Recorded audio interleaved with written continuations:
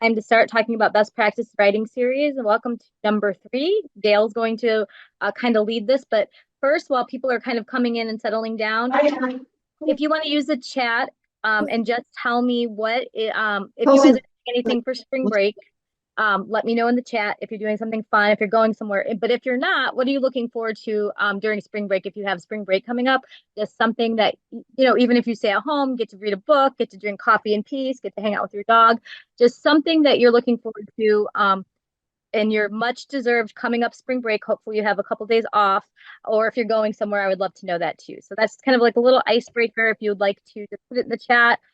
We do like to get to know our people. We like to get to know you guys a little bit about you. So that might be something fun to start with. So I'm going to look at the chat while you guys settle in and tell me something fun that you're doing, or maybe somewhere where you're going. Thanks while people are coming in. All right. Camping, sleeping past 5 a.m. Oh, Gatlinburg, I'm going there too, but my spring break's not till my kids are not till the end of March. Sleeping, yes. Gail, what about? No, Gail's not. You're taking that? No. Lake Geneva's nice. I've been there. That's nice.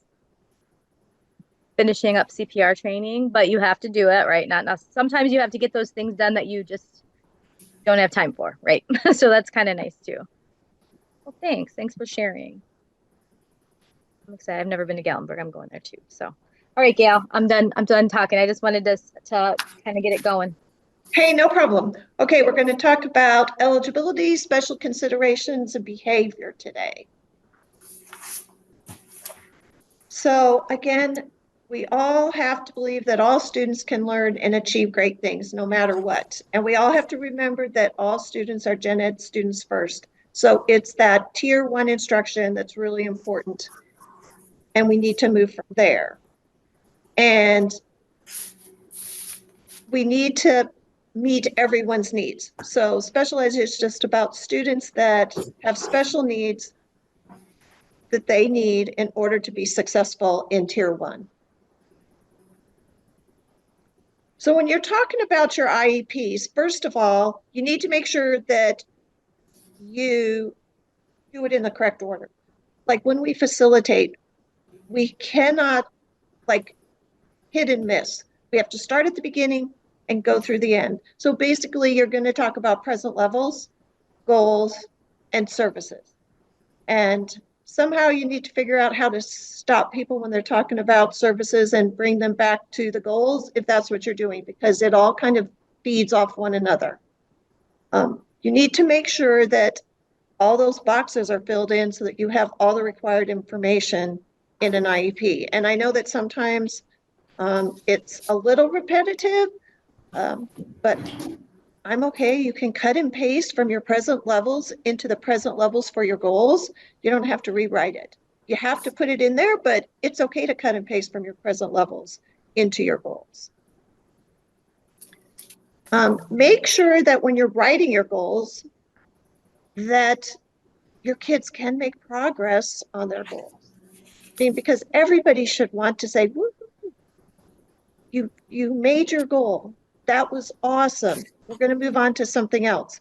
But sometimes we can have too lofty goals, and sometimes we put too many things. I know Matt's talked to you about that before, where you're talking about addition, subtraction, multiplication, and division. If a kid can get them addition and subtraction, but get stuck on multiplication, they can't ever meet their goal. Remember that you can always have change a goal if they meet a goal. You can revise an IEP without a meeting. You can talk to the parent about it, say they met this goal, we're going to change to this new goal, and you can do that. That's better than trying to put 15 things into it. When you're progress monitoring, in order to show a trend line, you have to have at least 4 points. I learned this when I was the principal at the School for the Blind, and as we were a state agency, we had to do something that showed that we were worth the money. And that's hard to do when you're dealing with kids. So what we decided to do was we would look at our goals. and we would count goals that were met, made progress on, or not met. So our goal was to have them either be made progress on or met. And we had to do that. We had to show a trend. We had to progress monitor. And in order to show that trend, our data person told me we have to have 4 points. So just be sure that you have enough progress monitoring to determine whether the student is making progress. And if they're not, you can change something. Sometimes we just think sometimes they get stuck somewhere and we have to go back and rethink what we thought. And sometimes they move a lot faster. Just never know.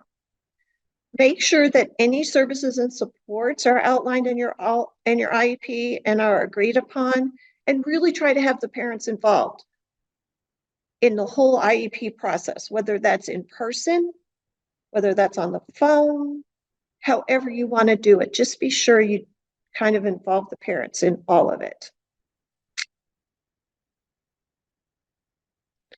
Oh, okay. Can you? Yeah. There was a question, and it asked, are the 4 points in certain time frame, year, semester, or reporting period? Do you want to?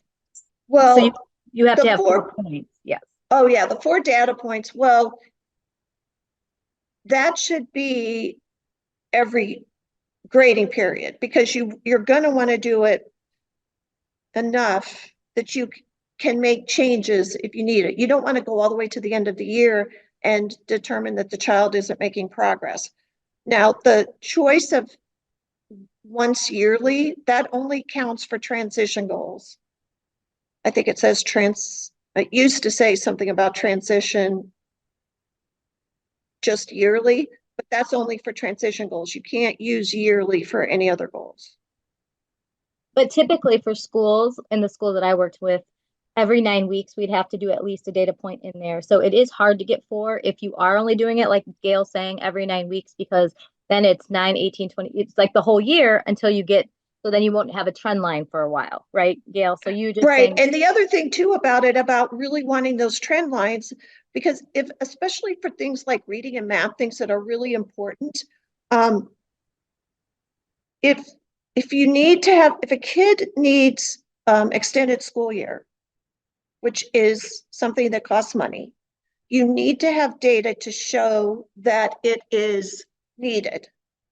So the more data you can have, the better that's going to be. So it's really important to get those trend lines so you can show that, okay, gosh, after Christmas vacation, they dropped way down and they're really struggling to get back up to where they were. So it's really important. And I know that progress monitoring is difficult, but it's not like you have to reinvent the wheel. You can use things you already use. Like if you give the 10 questions at the end of a chapter, use that for your progress monitoring. When I had a lot of students, I would progress monitor half of them every week. Like I would have something that I would have to put in half of them once a week. So I was kind of rotating the kids, but that way I got more data points, and it wasn't like, oh my gosh, I have all this information to deal with at the end of a quarter. Does that answer the question? Yes, she said thank you. Okay. Gail, I have a question. That's Dorothy. So I just want to go back to what Alana said. So are you implying that, or is it such that the 9 weeks is not enough? No, it can be. It depends. It would depend on the goal. Okay.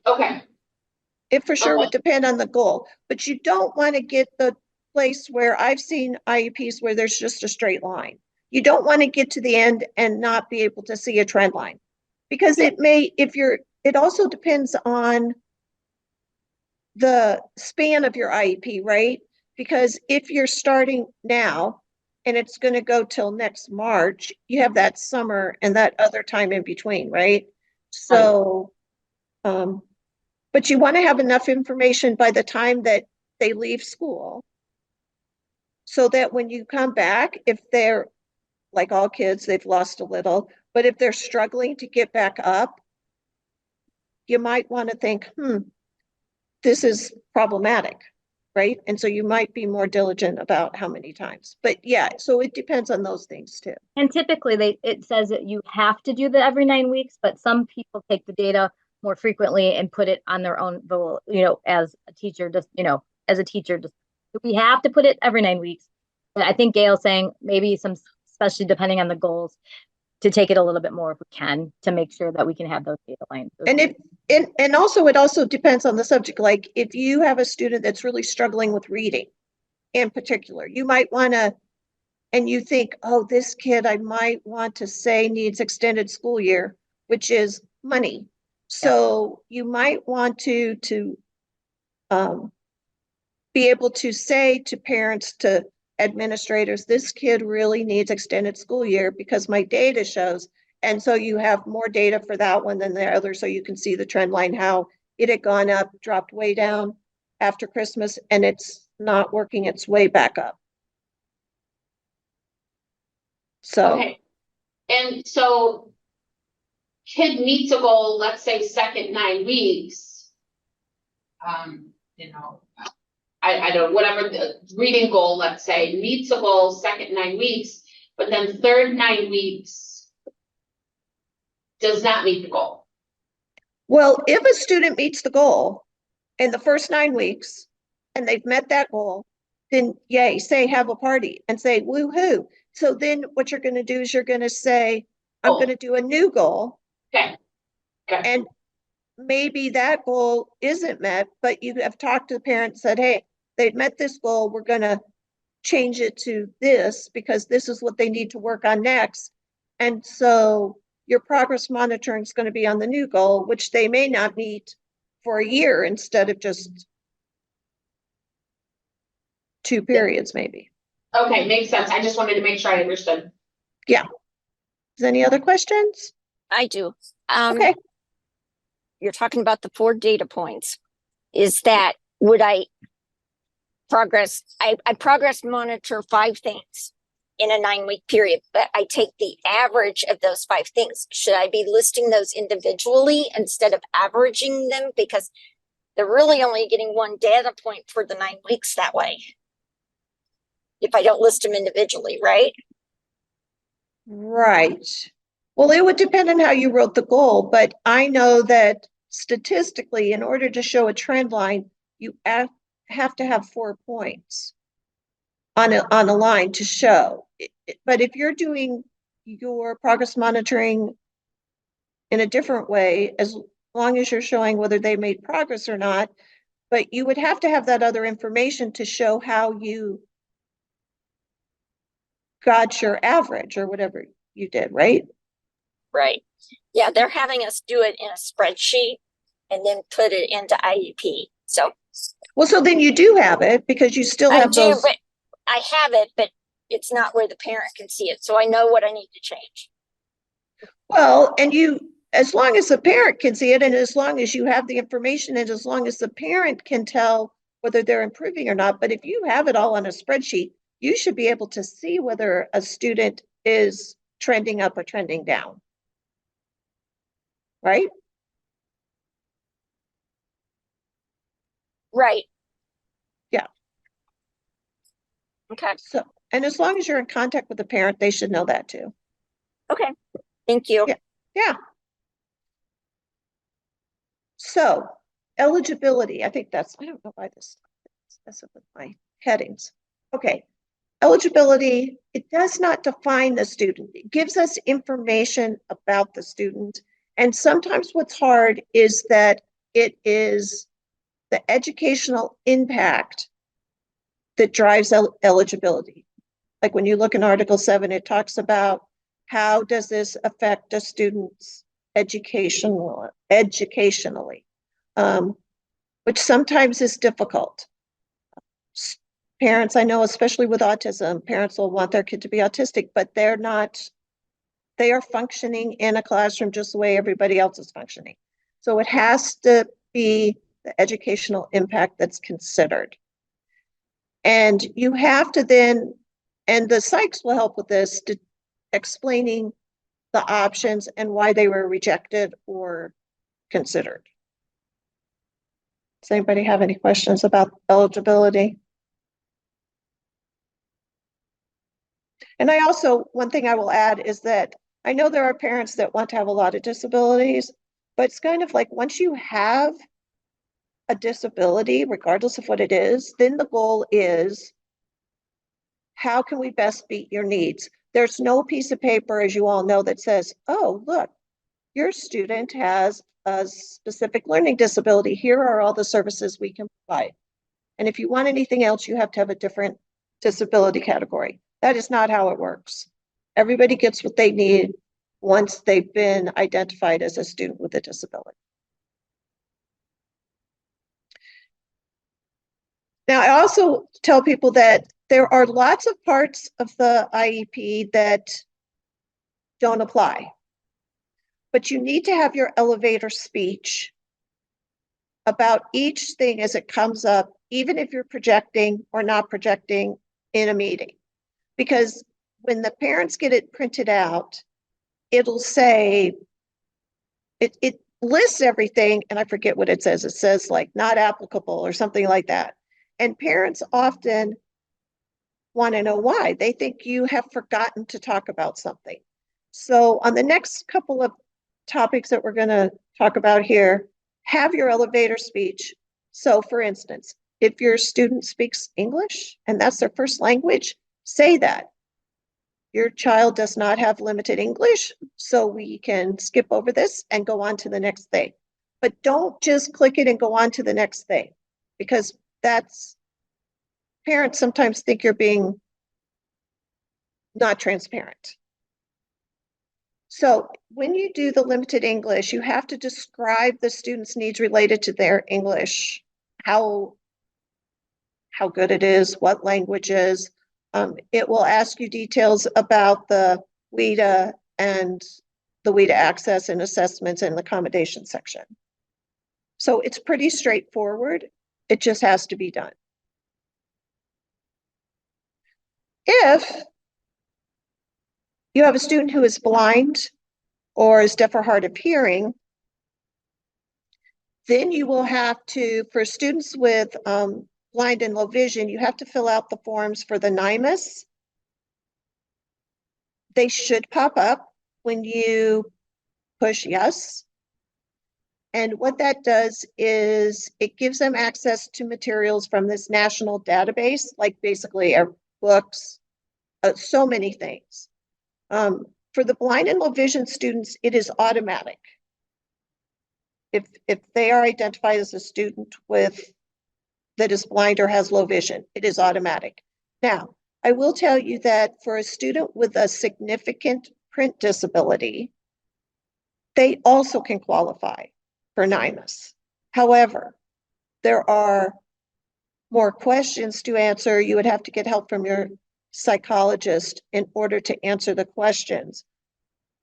And I can't tell you what those questions are, because when I was the principal at the School for the Blind, my kids automatically qualified. But I do know that for severe print disabilities, those students can also qualify, but there's more questions to answer. For both groups, regardless, the deaf or the blind, there will be accommodations and maybe some assistive technology. For the deaf, there may be services as far as interpreter that you will have to put in services.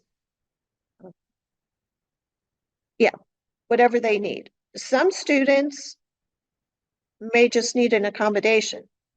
Students that are blind or have students that have low vision, students that have blind might just, if they're older and they know Braille, they may just need some equipment in order to access the curriculum. But don't leave it out. Does anybody have any questions about BLV or DHH?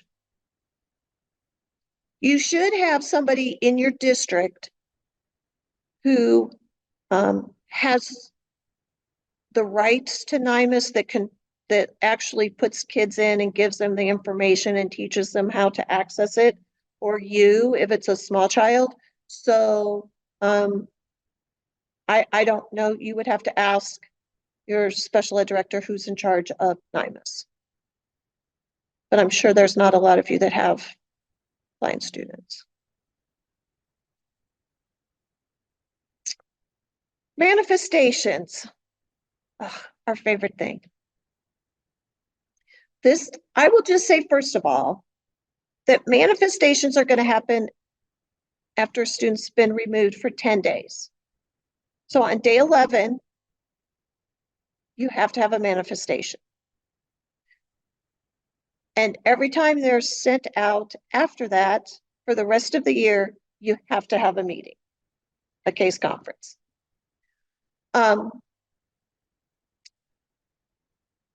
It's best. I mean, nobody wants to have a manifestation. So if you're on day 5 and you know that this student's behavior is not improving, then have a case conference.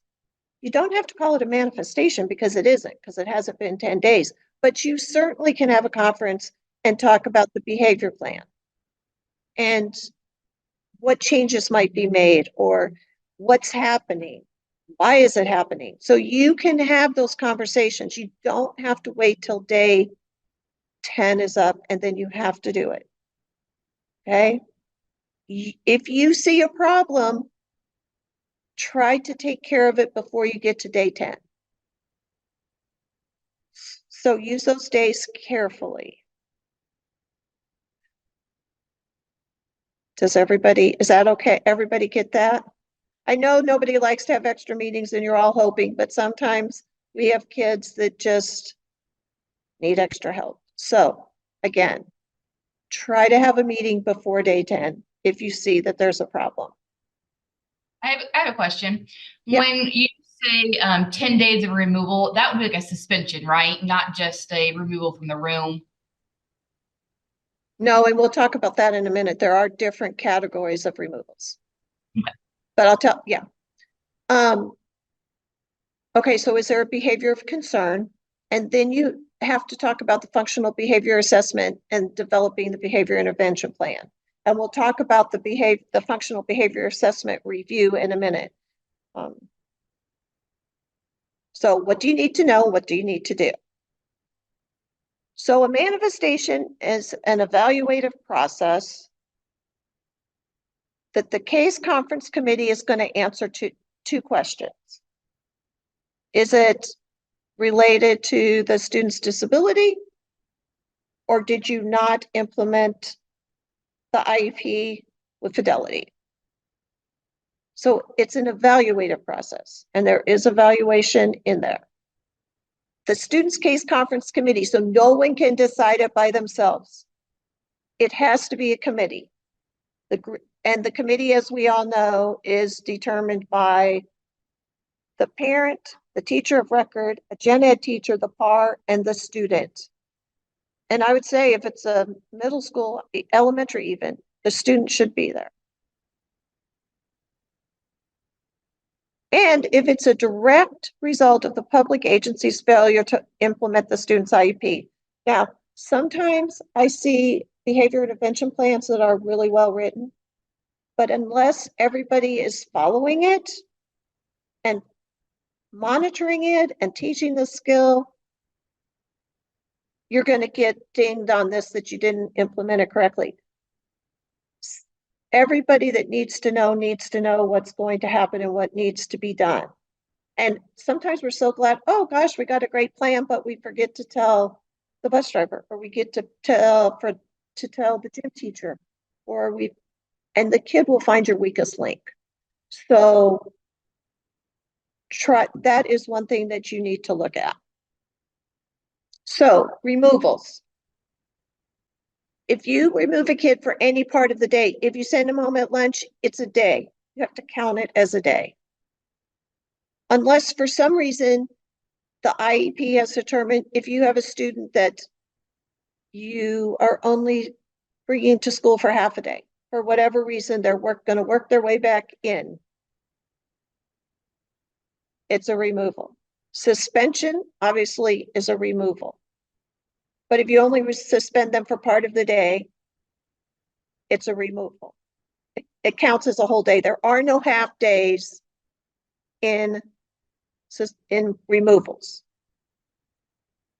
Now, if you do in-house suspension, if you give that student everything that they require from their IEP, you do not have to count it as a day. Otherwise, it's also a day of removal. Okay, but you can't just hand them a bunch of work and say, okay, we didn't really suspend them. Services have to be provided. So if they're supposed to see the resource teacher for an hour, the resource teacher has to go to them for an hour. They're supposed to see SLP, the SLP still has to see them that day.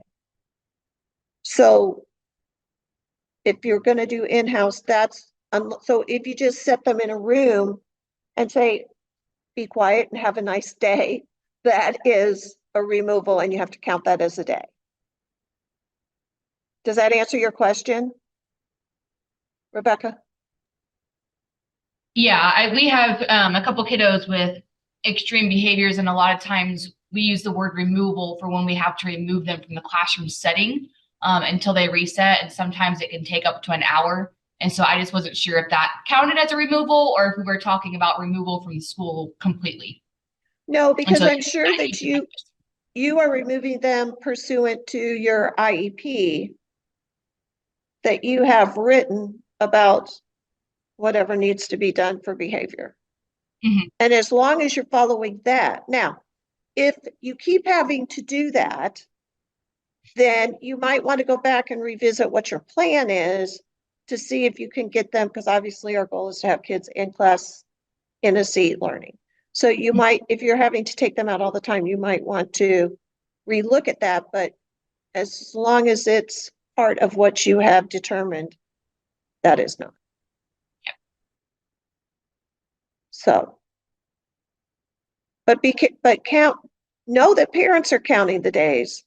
So be sure you count your days accurately. And again, you don't have to get to a manifestation.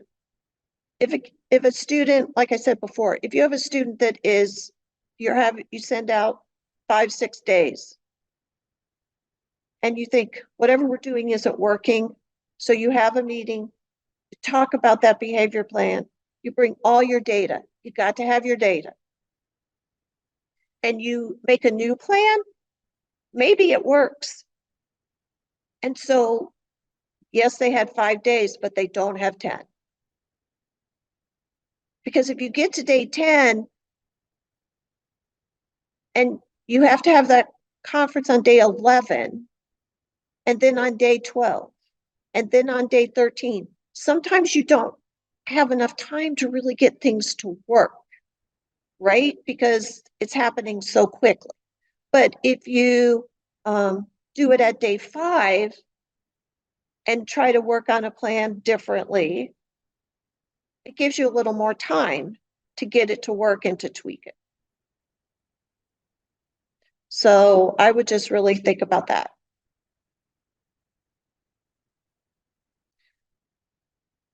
Now, you have to bring any academic and behavioral data you have, and I cannot stress enough how important data is. You need to be keeping data all the time.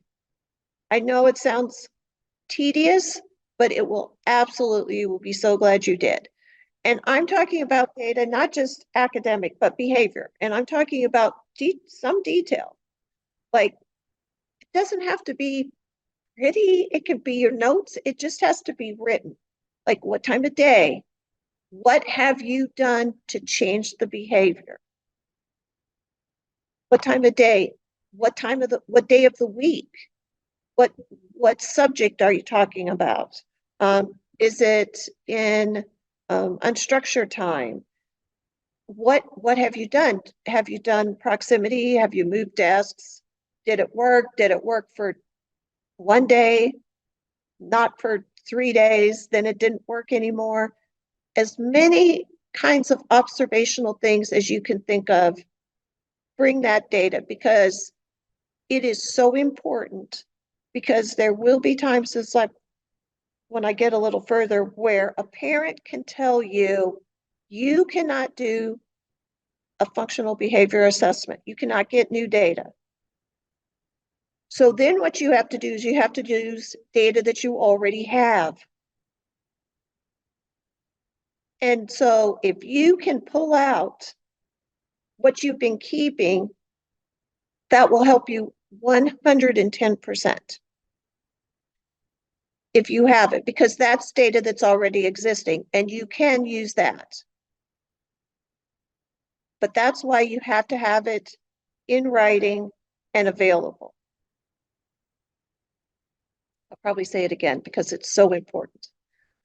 You have to have data about the behavior, again, when it was observed and what you attempted to do to prevent the behavior.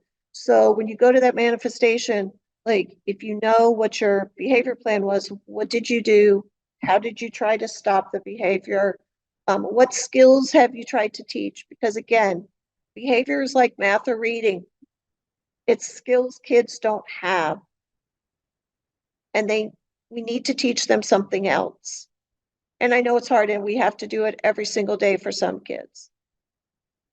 But we have to teach them how to behave in our setting, which I know it seems like they should know, but they don't. And they can tell you what they're not supposed to do, but that doesn't mean that they know what to do.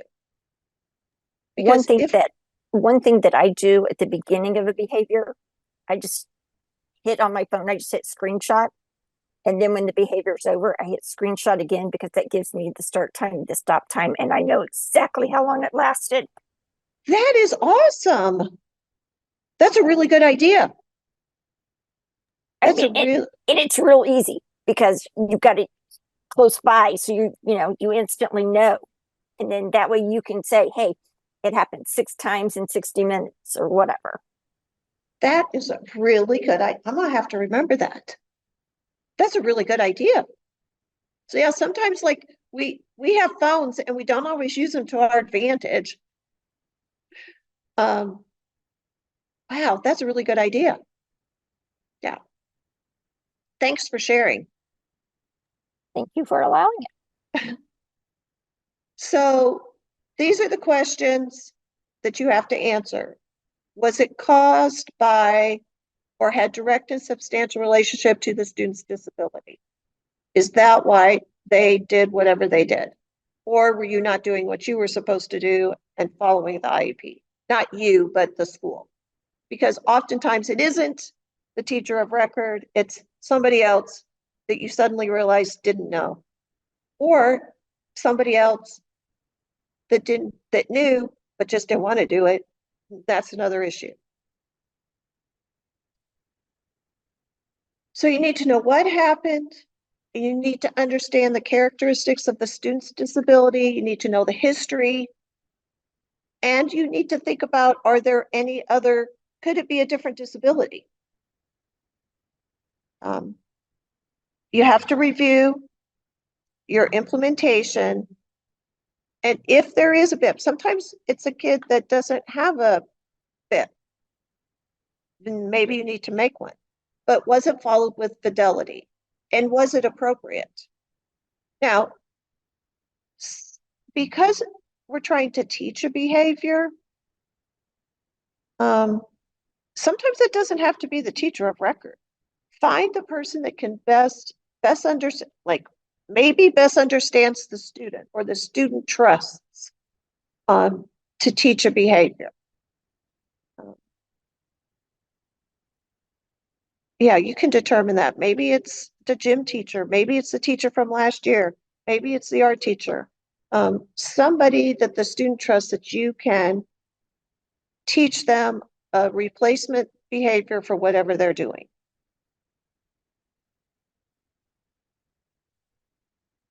Does anybody have a question so far? That fidelity piece is really hard and it's really important. And so I would say when you are creating a plan, whoever is in charge of, if you are the person that runs the conference, and it gets to the end and it's a behavior plan, and maybe in the behavior plan, the student needs to sit in the front of the class, then somebody needs to be responsible for telling every teacher that that student goes to that they need to sit in the front. And I will admit, I used to give a job to the teachers, well, whoever was at the conference, depending on how many service providers, and then they had to email me within 24 hours to say they had followed through, just so I could keep track of making sure that everybody knew. Sometimes bus drivers need to know. You can get good information from bus drivers. Sometimes cafeteria people need to know, or the teacher that's on the playground. Just make sure you think about who needs to know and what they need to do, or say to that student to try to calm them if it's some outburst rather than aggravate it.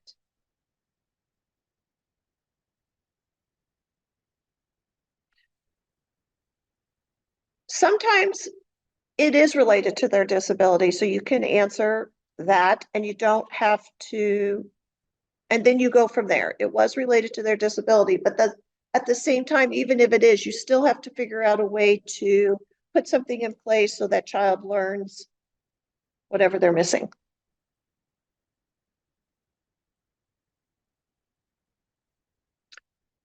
Again, fix it right away.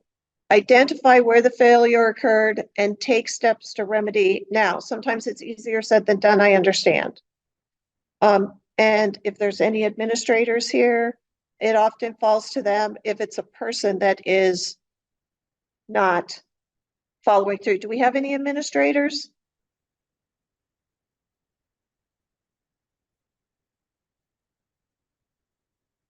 Okay, well, sometimes it'll be the administrator that will need to follow through if in fact there's a failure to implement the IEP.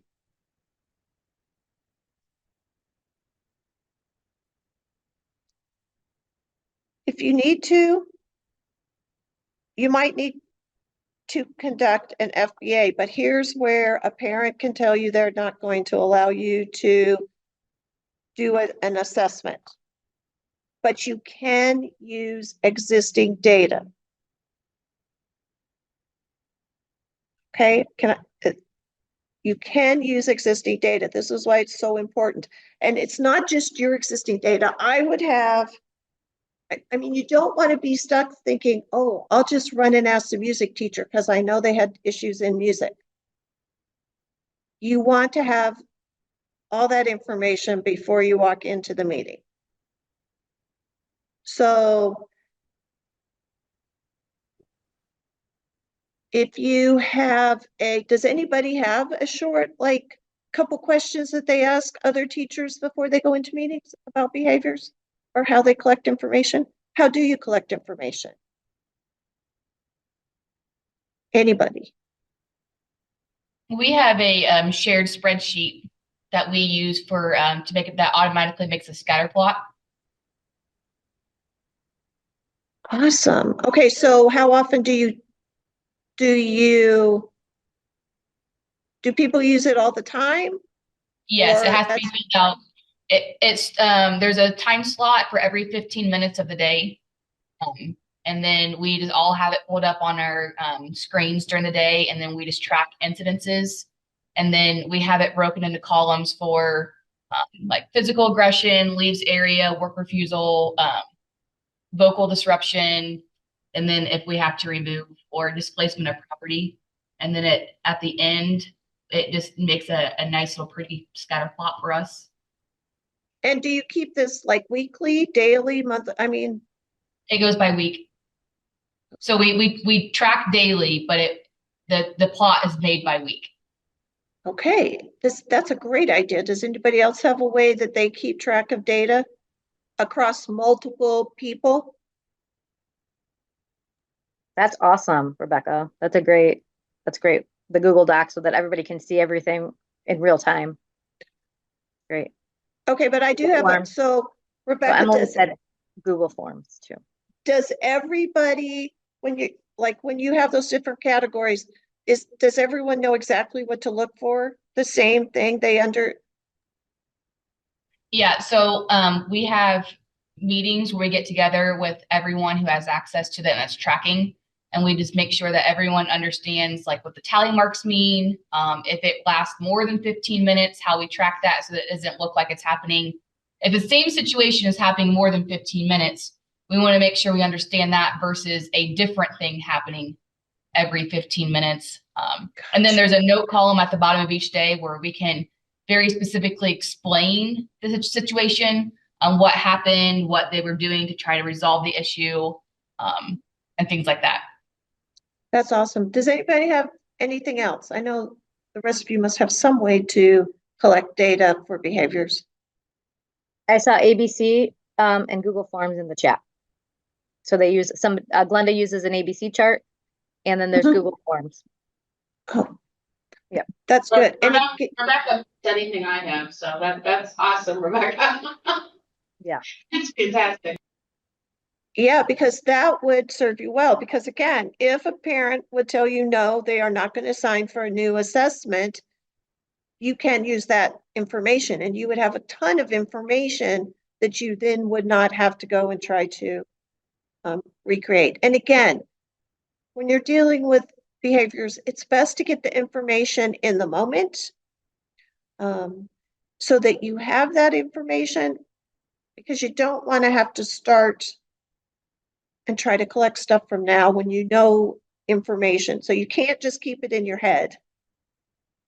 You have to have some way to document. So those are some really good ways. Is there any other ones in the chat, Alana? Emily said she saved the form to her phone and set it up for timestamp. So every entry, so she does have a time. So that's awesome that she did it on she used her phone, and then mostly Google Forms, and that's what I used too when I was taking data. Because it just multiple people can get there. But I think that I like how Rebecca put everybody has meetings and talks about what it looks like, sounds like, and feels like for that behavior, so that everybody's on the same page, because that does not always happen. So I think that's really awesome to add. Right. Because when we do our training on behavior, we talk about, is it measurable, observable, and recognizable? So everybody has to understand what they're looking for and what it looks like and what they're actually counting, because you can't have one person counting out of their seat and the other person, while they're shouting out, but they're in their seat. Those are two different things. Not that they aren't behaviors that are not what you want, it's two different things. So with behaviors, you have to be very specific because those words like disruptive, defiant, those are words that all of us have different tolerance and meanings for. And so we have to be more specific. So I like your idea that you sit down and talk about those things with everybody so everybody knows. That's awesome. Because again, that will help you when you're going to try to figure out behavior. You want to know where the student is doing well. And if you look at that information that you have, you can see where the student actually is being successful. And then you can kind of try to deep dive into what is happening in that situation that is making the child more successful than in another situation. Okay.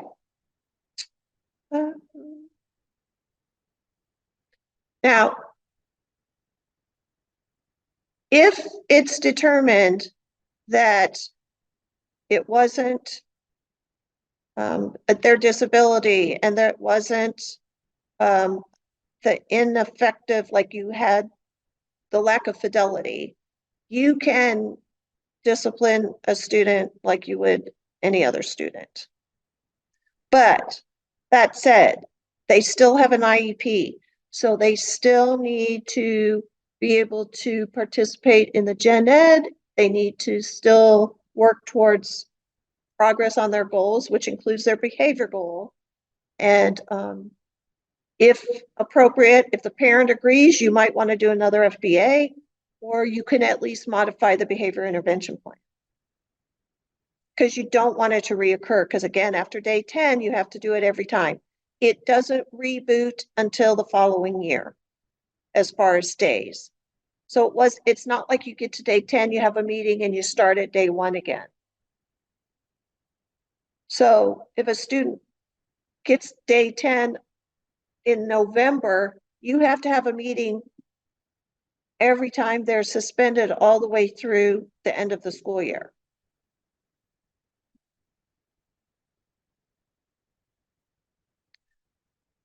And again, I would say, really look at some of your behavior. Some of the behavior plans is more about reward and punishment instead of skills. You have to have that goal. You have to be teaching the student some sort of skill that they're lacking. Because again, kids will tell you, yeah, I wasn't supposed to hit him, but I'm mad. And I don't know what else to do, because that's what I do when I'm mad. But that you cannot do that. You can't do that in school. Now, when you move a student to an interim setting, you have 45, you have to review. You can't just move them and say, oh, good, they're gone. Because you can only leave them there for 45 days or less. And that's instructional days. So I know that sometimes can be a little longer when it's instructional days rather than just days. So does anybody have any questions about those interim settings?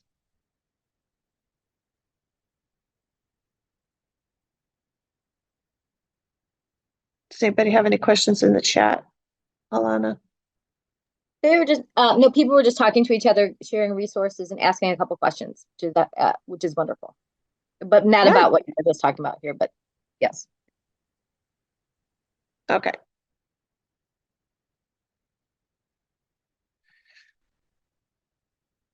Okay, so also, when you're discussing at the case conference the behavior of concern, you need to have had that behavior of concern in your present levels. Right? In your present levels, there should be some discussion about what is happening.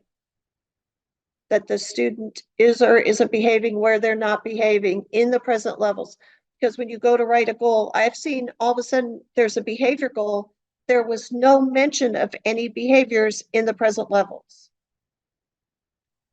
Yeah, you have to think of behavior as you would think about any other subject you're teaching. Math, reading, social studies, study skills, anything else. You have to treat behavior the same way. So if you look and you don't have anything in present levels about a student's behavior, what it looks like, what happens, maybe they were fine and now they've moved to 6th grade and obviously something isn't working, right? You have to do present levels. You can't just come up with a behavior goal if you haven't at least addressed it somewhere. And does the behavior impact their learning or the learning of their peers? Now, and it has to happen across settings if you're going to do this. If an individual teacher has a behavior that's impacting, that teacher needs help, but it might not rise to the level of a functional behavior assessment or a bit. That teacher might need help. I am not discounting that. Because it might be as simple as they don't like the subject or it's hard or they're not very good at it. So they do need help with behaviors. So does that behavior impact their learning or the learning of others? That's your big question. And again, take all that data. You guys, I know you're keeping data. I know teachers always have data, but somehow they don't always bring it, but you always have it. And you probably have a ton more in your head.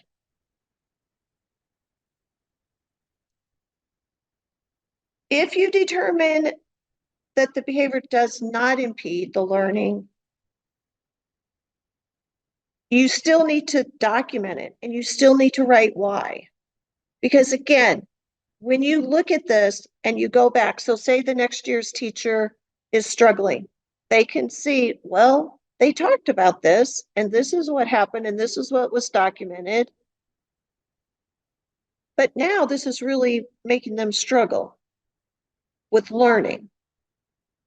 But you've already gotten some documentation. It's all about building that documentation so that you can get to the problem and you can get to the solutions faster because you don't have to go back and try to reinvent the wheel or try to figure out what's happening. If you have a bunch of documentation, you can see what worked and what didn't, and you can go from there. You can build on that. Rather than just looking at, oh my gosh, well, let's try this and this. If it's already been tried, you will know and you will have information about those results. If you say in that IEP that the behavior does impede their learning, then you have to move on and document it. And then you have to complete that behavior section in the IEP, which whatever that looks like now. Does anybody have any questions about those?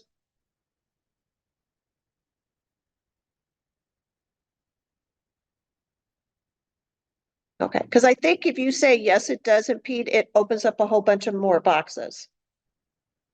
Correct? I think. Yes. Right. So it opens up a whole bunch of more boxes, and then you just have to go through the boxes and answer the questions. But if not, it keeps the boxes closed and you can move on.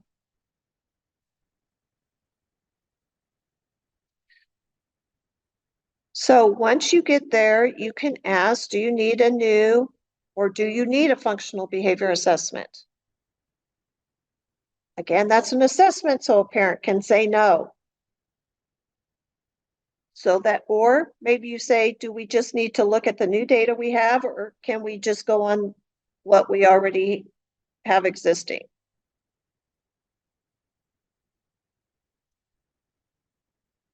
It becomes a reevaluation if the parent gives consent for the FBA.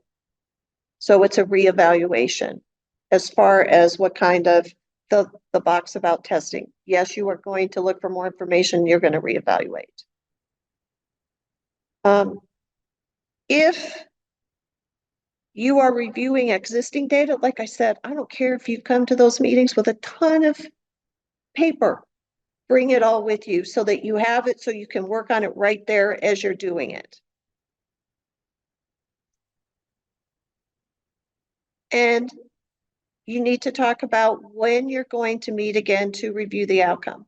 Now, sometimes I would say, I know we only have to meet once a year, but sometimes you just have to meet more than once to see if it's working, to tweak things, to help teachers or other places where the student goes so that they can be successful.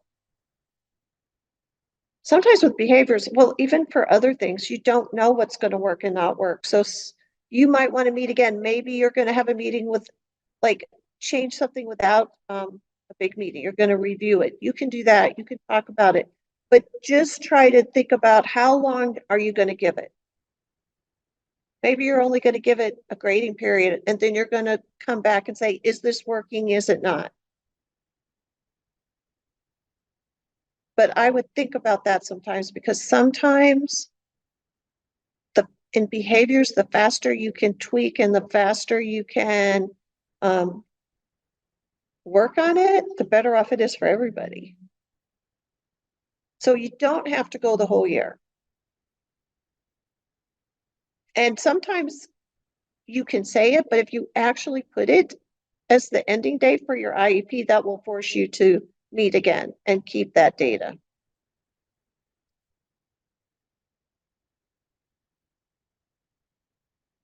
Sometimes you might not need any information.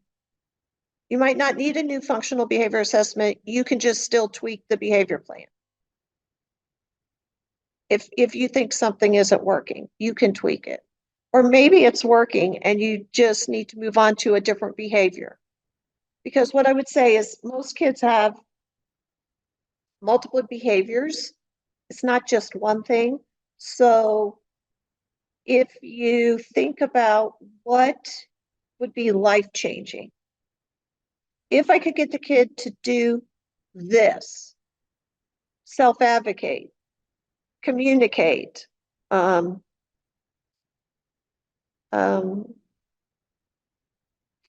stop and think. I don't know, there's a bunch of different things. What that would be life-changing. And maybe if they just learned this, the other things would fall into line. If they would just learn how to communicate, if you think about it, how do you ask a question? That has a lot of different steps. It's about when do I ask? Who do I ask? How do I ask? Those kinds of things. So when you're thinking about all the behaviors that a student might have on their behavior plan, think about working on the one thing that might be life-changing for that student. Now it might work, and they might get over that and then develop a different behavior. But sometimes if you just teach them one, the other things will fall into place, and maybe they will have fewer behaviors. So think about that when you're thinking about your behavior plan. What is that one thing? And when you think about it, if you have students that you are taking out of the classroom regularly, your goal really is to get them in the seat. So if you could just get the kid to sit in the seat, so that really, because they're not getting math or language or anything else if they're not in the seat. If you could get them to sit in the seat, then everything else would improve also. So think about that when you're thinking about behaviors and goals. Think about what would be life-changing for that student and make your goal to that. Is there any questions? Nope, we're good. Okay. So when you're talking about it, when you're thinking about the plan, behavior plan, think about the environment and the accommodations. Like your environment might be where the student sits. It might be who the student sits by. It might be that, I don't know, you don't want to sit them next to the window. Those things. If you could just change something in the environment, maybe the student cannot walk into school, struggles walking into school. So maybe you send someone out to walk in with them, like somebody in a different grade, like a buddy to walk in. Sometimes you just have to make an accommodation. And if you can do that, then the problem is solved. Maybe you need to change where the student's locker is. Maybe you need to give them less problems. Now, when you give fewer problems, just keep in mind that you have to give the same kinds of problems to keep them in that same level of tier 1. So if you're giving 20 problems, addition and subtraction to kids, and you're only going to give the student 10, has to be half addition, half subtraction. But that can be done. Sometimes you just have to teach the kids the skill. Sometimes they just need a little coaching. Like, okay, we're going to line up, because I'm here to tell you, nobody lines up at home to go to the bathroom. That is something that is exclusive to school. So, but we have to teach kids to do that. I did not know when I went to middle school that I would not have to line up to go to the bathroom. I didn't know that you could walk down the hall with a group of friends because I was the oldest. Now, my sisters knew because I told them. But we have to teach kids explicitly. And that specially designed instruction, again, if you look at your behavior plans, look at your specially designed instruction, and it should be what an adult is going to teach a kid, not what the kid is going to do. How are you going to teach that student whatever it is you want them to do? Are you going to teach them to use an organizer so they don't get freaked out because something's due and they forgot? Are you going to help them so they don't have to open a locker because they can't do the combinations? Are you going to make some sort of, like, maybe they have a lock and a key on their locker instead of a combination lock? Are you going to let them leave 5 minutes early to go to the next class so they get there without having to walk into the hallway with a bunch of other kids? What can you do, and what are you going to teach the student in order to behave? Are you going to teach them how to ask a question? No, I can't think of any more right now, but you get the idea. Is those things. Sometimes teachers do stuff like this all the time. And what I would say is you need to write it down again. So we all changed kids' desks. We need to write down what we did, when we did it, and if it worked. We all move kids away in middle school from kids that we know they can't get along with. Did it work? Did it not? I think that also teaching students coping or like breathing techniques or any of those kinds of things, when not in the moment of them they're upset, but in the moment that they're not upset. So we have to do the teaching, when the student isn't at crisis, and making sure that we are writing down that we are trying to teach. That would be specially designed instruction. We know that some students have to have those breathing techniques, those calming strategies to get to the right side of their brain to learn. So we need to teach that when they're calm, not when, because it won't work when you're just trying to teach them when they're not. So just thinking about something like that. Right. And yeah, and that's a good point. It's that, like, also teaching them things that would be age appropriate, because what's age appropriate in elementary school is not necessarily age appropriate in middle school or high school. And also, I used to stress with the kids when I taught kids with emotional disabilities is that everybody has bad moments. It's what you do in that bad moment and then not having a bad day. It's like working on it in the moment. And Alana's right. It's that you have to do that kind of debrief. Like, did you remember to use your breathing that we've been talking about? Did you remember just to put your pencil in at the top of your desk so I would know you wanted to ask a question because you didn't want to say it out loud, right? Or raise your hand. So you just put your pencil. Did you forget to do that? You have to have those debriefs when the kid is calmer and you know the kid's best. So you can't wait 2 or 3 days because they won't remember what they did because they've done 50,000 things in between. But you have to wait until they're calm enough to have the discussion with you about what they did. And reminding them of the things you've already taught them. But that's what you're going to do. Not that they're going to do it all the time, but that is your specially designed instruction. And like Alana pointed out, you can do that for behaviors just as well as you can do it with academic subjects too. Do you have anything else to say about that, Alana? Nope.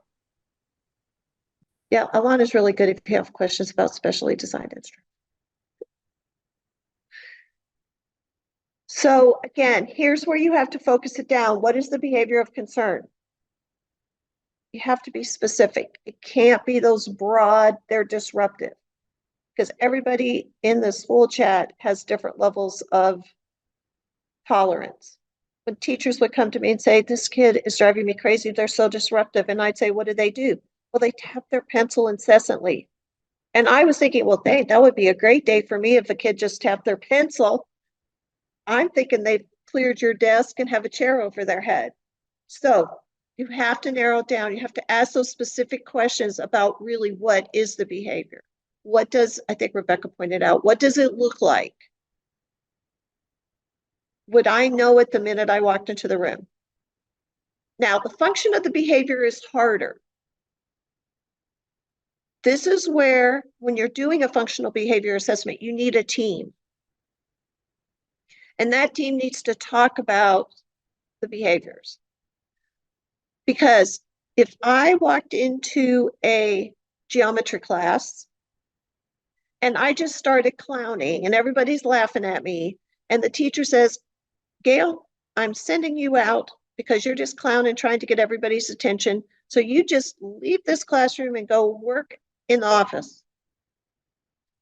Well, the function of my behavior, you have just checked the box, because my real function is I want to escape. I'm not trying to gain any attention. I'm just trying to escape because I do not like geometry. I don't understand it. I don't want to be here. You might ask me a question. So you have to have that group kind of thought and discussion about what is the function of the behavior. And you might have different ideas about it. So you might keep them all and then try one and try to make a goal so that you're working on one function of the behavior that you think it might be. But if it's not working, you might want to revisit some of the other choices. So anytime you work with anything with behavior and behavior intervention plans and functional behavior assessments, keep all your information so you can look back and say, we did this, we didn't do this, let's try this. And basically what you want to do then is minimize the occurrence of the behavior. So how are you going to reinforce the replacement therapy, replacement behavior? How are you going to do that? Who's going to do it? When are you going to do it? And I would say the one person we often leave out is the student. You have to have students engaged in these conversations. It's their behavior. And often I've seen behavior plans that we're doing something to a student. We need to do it with a student. Even if it's, I used to have mine keep track. Okay, granted, I was old school and they actually had colored pencils and bar graphs. I'm sure you could come up with something fancy on the computer, but they had to keep track of their own behavior. And we would talk about it. Everybody worked on something different, but everybody could see growth on, or when they struggled, on their bar graphs. So kids know that they're not behaving. Kids know when they're in trouble, just like they know if they can't read. So I would talk to kids about their behaviors. Yes, it takes a lot of talking, but it's worth it, because if you can get them to buy in and start to understand, they can start to tell you more about their behaviors, what's making them misbehave. I went into one classroom and it was a 7 o'clock math class in a middle school. No, I think it was high school. And a kid came in late. He sat down, put his head down and went to sleep. And not one kid even looked up, and the teacher kept right on teaching. She never once went over and tapped him on the shoulder. Nothing. She just let him sleep. And when the bell rang, he got up, gave her a see you later, and left. And I was like, what just happened? I never would let kids sleep in my class.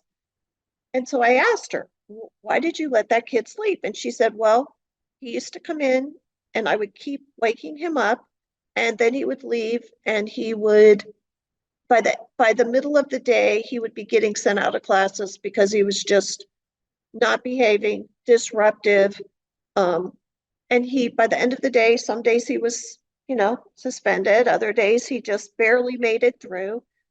So I talked to him about it, and he told her that, yes, he had a job, he had to work, and sometimes he was really tired if he had to work a later shift. So she said, okay, well, you're smart enough to do the math, so I'll make a deal with you. You can sleep, but during your study hall, I'll come in, you have to do your math. I will give you some explanation, and then you can go on. And literally every teacher told her, oh my gosh, she's so much better. But he just needed that extra sleep. So, but it took talking to him. She goes, I don't know why I didn't talk to him first instead of just sending him on and trying to keep waking him up.